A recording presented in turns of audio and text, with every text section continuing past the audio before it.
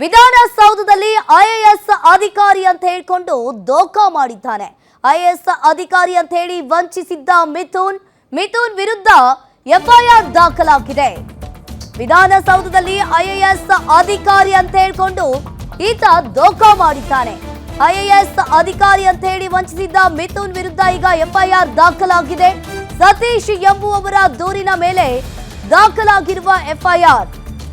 ಚಿಕ್ಕಮಗಳೂರಿನಲ್ಲಿ medical store ಅನ್ನ ನಡೆಸ್ತಾ ಇದ್ದ ಸತೀಶ್, ಡಾಕ್ಟರ್ ಚಂದ್ರಶೇಖರ್ ಮೂಲಕ ಸತೀಶ್ಗೆ ಪರಿಚಯವಾಗಿದ್ದ ಈ ಮಿಥುನ್ ಐಎಎಸ್ ಅಧಿಕಾರಿ ಅಂತ ಪರಿಚಯಿಸಿಕೊಟ್ಟಿದ್ದ ಡಾಕ್ಟರ್ ಚಂದ್ರಶೇಖರ್ ಇನ್ನು ಪ್ರಸ್ತುತ ಚಿಕ್ಕಮಗಳೂರಿನ ಉಸ್ತುವಾರಿಯಾಗಿದ್ದಾನೆ ಎಂದಿದ್ದ ಈತ. ಸರ್ಕಾರಿ ಆಸ್ಪತ್ರೆಗೆ ಔಷಧಿ ಸರಬರಾಜು ಗುತ್ತಿಗೆ ಕೊಡಿಸ್ತೀನಿ ಅಂತ ಹೇಳಿದ್ದ ಈ ಮಿಥುನ್ 1.8 ಕೋಟಿ ಮೌಲ್ಯದ ಔಷಧಿ ಸರಬರಾಜಿಗೆ ಈತ ಹೇಳಿದ್ದ. ಮಿಥುನ್ ಮಾತು ನಂಬಿ 41 ಲಕ್ಷ ರೂಪಾಯಿಯನ್ನ ಈ ಸತೀಶ್ ಅವರು ಕೊಟ್ಟಿದ್ರು. ಆದೇಶ ಪ್ರತಿಯನ್ನ ಕೇಳಿದಾಗ ನೀಡದ ಮಿಥುನ್ ವಂಚನೆ ಈಗ ಬಯಲಾಗಿದೆ. ಅಮೃತಹಳ್ಳಿ ಪೊಲೀಸ್ ಠಾಣೆಯಲ್ಲಿ ದೂರು ದಾಖಲಾಗಿದೆ.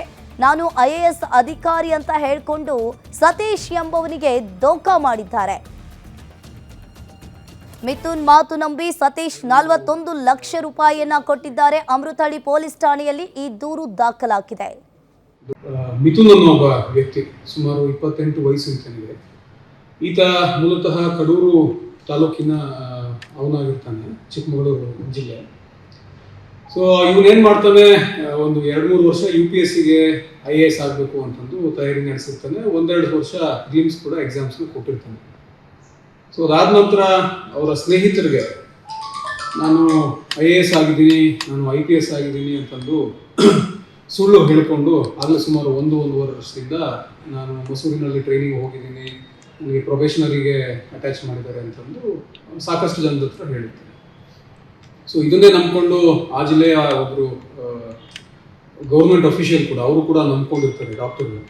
ಸೊ ಅವರು ಕೂಡ ನಂಬ್ಕೊಂಡು ಆತನಿಂದ ಇನ್ನ